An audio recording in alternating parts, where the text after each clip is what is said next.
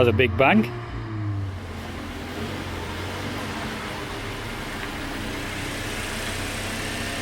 It's a good day, folks. The golf is finally back on the channel. I feel like I'm back at home, even though I quite literally am. There it is, Mk8 R. Enjoy this little montage and then we'll get cracking.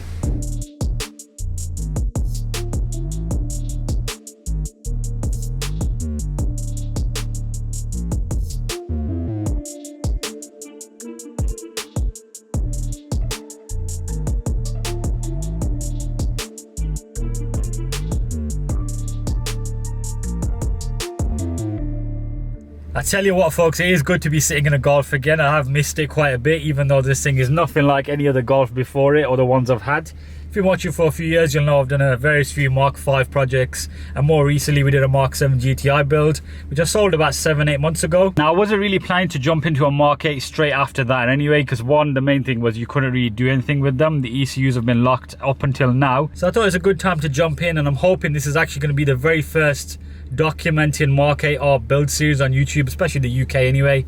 I know there's been a bunch of channels I've had these cars, but for the most part it's just been various add-ons and bolt-ons, but nothing has actually been done ECU related. Now I will give you folks a walk around in a second of how it looks like and all the various bits it has and it doesn't have, but we'll begin with the basics first. It is a 2021 car, a 21 registered from the UK, and it also now has 21,000 miles, so pretty high you could say for a Mark 8 that's only about 18 months old. For me it doesn't matter, but what it did mean was I got the car at a better deal. A lot of these on the market are crazily priced at the minute, and I didn't want to overpay for something. In terms of what it has in here, it has a standard cloth seats, which aren't actually too bad. They got a mixture of materials. They got this sort of R version of the tartan, you could say. I don't know what they call this, but it has like suede here on the inner bit and it has leather on the outside. The new seats are way better than the old ones, I'll be honest. They actually got a sort of buckety wingback sort of look to them, and they are very supportive. It is of course a DSG, that's all we get in the UK, along with, well, all Mark 8s are 5 doors anyway. It's got a reverse cam, which is very nice and clear. It also has the lovely panoramic roof option, which I believe changes the car's look and feel, especially when I'm filming. It's nice and light in here. It's operated by this slide panel, which is still very cool. Now, I'm pretty sure I've discussed the infotainment system and all the other stuff at length in the review videos, but the main gist of it, this car has got DCC as well. So if you go into individual, press that. Yeah, adaptive dampers and a number of different settings. USB-C ports, fancy steering wheel with these proper paddles, which you get in the R and no other version of the Mark 8. Alright, so some of you clued up folks have probably already noticed this is not a performance pack. It is a regular Golf R, if you can even call it regular. It is finished in the lovely lapis blue, which is a sort of paint I've always wanted. I never thought I'd actually end up getting one because I've been such a GTI fanboy. Now, the performance pack mainly gives you the larger wheels. So this has got the standard Jerez 18-inch wheels, and you get the fancier rear spoiler, which I think is needed. This one is quite subtle. Maybe if you're going for the sleeper look, but I feel like on the Mark 8 it does really need that spoiler to sort of balance it out, because the boot lid's more angled compared to the older Golfs. I don't know if it's just me, but yeah, those two things I can address and I will be addressing. If I just turn this off a second whilst I continue talking. You also get the higher top speed as part of the performance pack, but again, that's pretty irrelevant now with the ECU being cracked. But the one thing I'm pretty bummed about is the lack of Nürburgring and drift modes in this. Thankfully, hardware wise, it is the same. It has the Magna rear diff, the torque vectoring fancy thing. So I'm hoping we can code that in. The bonnet line is quite low, so it can look quite weird in some pictures, but I think a lot of that can be addressed with a slight drop on the suspension and some better wheels, or even just having the correct offset wheels. These are very pinched inwards. He's running these Bridgestone tyres all around, which I believe are the OE spec tyre. They have already been replaced, which is good. I suppose if you're going to continue running these, but I'm not going to. He also has got bigger brakes compared to the Mark 7. So these are 357mm disc as opposed to 340 on the old one. And it also has a Club Sport S-style disc as well, so it's a bit lighter. In the UK, we get these IQ lights standard. These are like matrix lights essentially. They've got the dynamic indicator. And at the back, they've got this interesting 3D vibe, which is pretty cool. Also got folding mirrors standard on this. It's got front and rear parking sensors. It's got ACC like Mark 7's had. It's also got lane assist. Yeah, there's a fair few bits standard. Move around the back, this has got the regular exhaust, so it hasn't got the fancier Krapovich.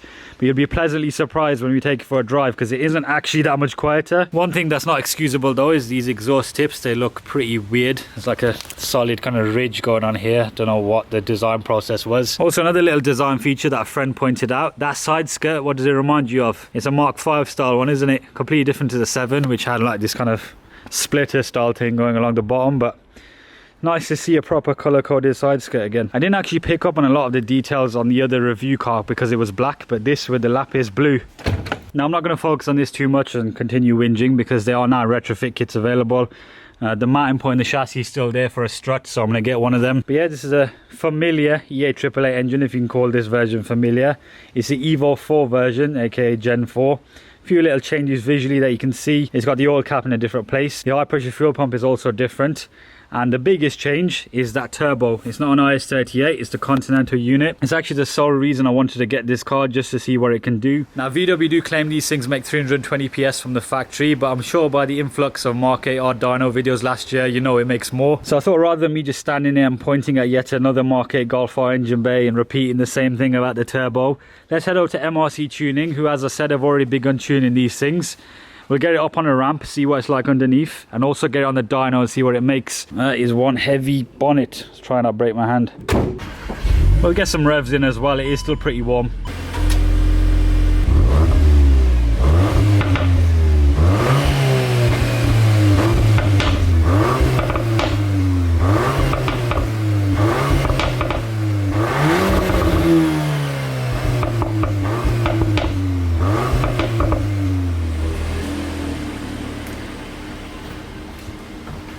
Okay, so we've made it. As usual, there's Audi RSs and Volkswagens everywhere, my usual sort of saying. MRC Tuning in Banbury. I've done about 300 miles in this thing now, pretty much on the motorway. Very nice cruiser, the ride quality is amazing. Killed a fair few flies on the way down here. Even got as far as the mirror caps, but pretty decent overall. It's interesting seeing lapis blue and the different sort of, what do I even say, sunlight, the cloudiness. We will get on the dyno towards the end. We'll put on the ramp first. I've not actually seen underneath a MK8 yet, but it is fundamentally an MQB, so I should be very familiar. Right, so it's been a while since we've been in here. You'll remember we did a bunch of stuff on the GTI on this ramp. Got Doug's B7 here, supercharged. You're just doing a few bits on that.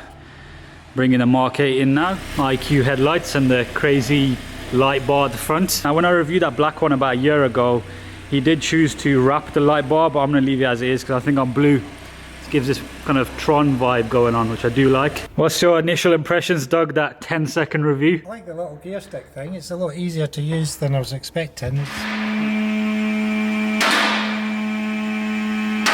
Okay, so we're underneath the MK8 now. We'll start over here and we'll work our way backwards, I guess. The main things about it that I've read is it's got an aluminium subframe now. Same as S3s and RS3s though, isn't it? Yeah. That's it, yeah, even a standard A3 TDI. We swapped one of those over onto the Mark 7 previously. Got this little shield now for the arms.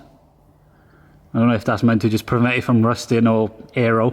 Can't imagine it does much. Fair bit of dirt under this. Twin pot calipers, there you can see, behind all that muck. Now in terms of the exhaust, Doug, what are we thinking initially compared to... So 2 GPS, so it won't be too bad for performance just with them in. It doesn't have a middle box, that's why it sounds so good. Yeah. It is strange how it has like a lot of character for a 2022 car, because the outgoing 7.5 just made no noise at all. But yeah, this is the party piece here and what makes it totally different to before. Magna rear diff. It is pretty beefy, isn't it? So what I've read is it can send 50% of the power to the back as before, so it can't send 100% of the power to the back. You can't disengage the front? No. In drift mode on the performance pack, it can send 100% of that 50 to either wheel. Yeah, so it never feels truly rear driven per se. So these arms have finally got this little cover on them because they always started rusting out on the old cars. Have you tacked it on? It looks like it's got a tiny bit there. No, maybe they are. Yeah, it's pretty much straight all the way to the GPS, isn't it? If you do a performance downpipe now, yeah, it's going to be loud because you don't have a middle box on your stock catback, so it'd be really loud just doing a downpipe. That's actually different as well. Looks like it's got it's a different sump. Oh, it's metal now, isn't it? That drain plug looks the same as the RS3 one rather than that kind of plastic locking nut that you had before. Right, so that was a brief look at the underneath. What we'll do next is we'll get it on the dyno. It did have 95 run in it when I collected it, but I tried my best to empty that tank and it has got 99, so...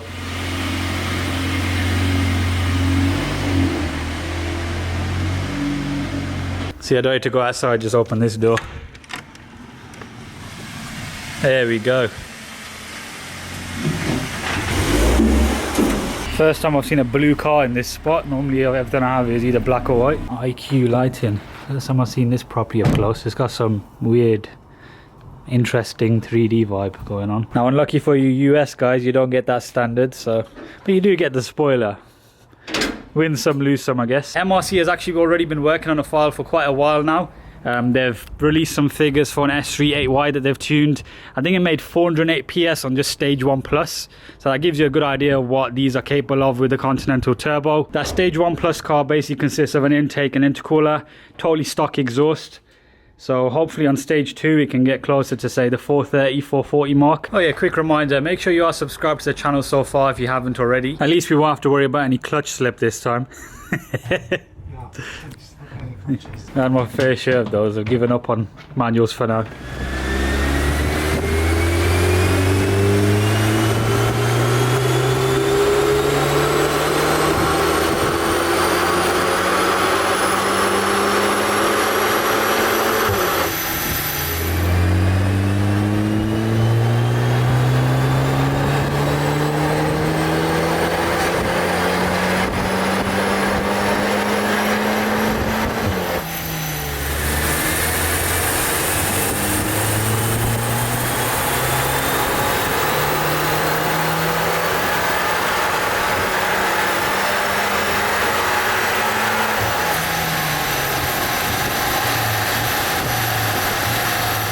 Okay, so there we go. Done a good few dyno runs there from different angles. Right then, Doug, how did we do?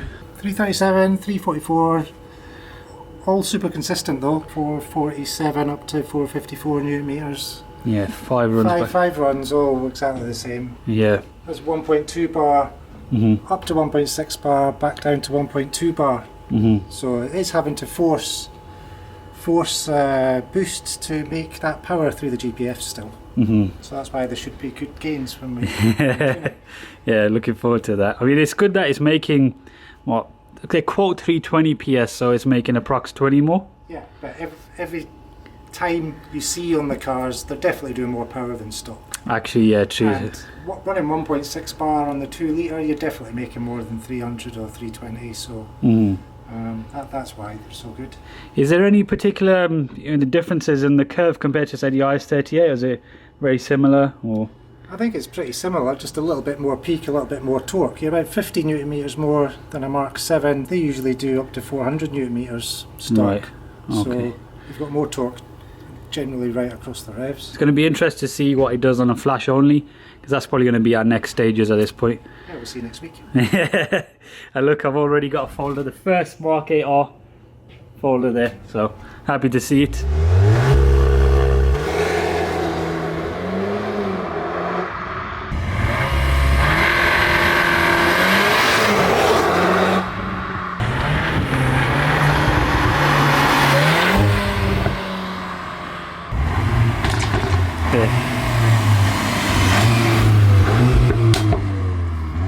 That was a big bang. Right, so we're now back at home. I think this is a good place to end today's video. Naturally, it has started raining, typical British winter time. Wipers are good. I've already ordered a bunch of parts, so there shouldn't be any delays on that, so expect regular content. As I said, we're going to be working with MRC tuning on this, so everything I fit to the car, we'll test it on the dyno and all that good stuff. Make sure you are subscribed though if you are new to the channel. It definitely does help a lot. And also follow my Instagram if you want to keep up with any behind the scenes stuff. But yeah, I'll stop talking now. Drop a like if you enjoyed it, and I'll see you in a few days time for the first drive video.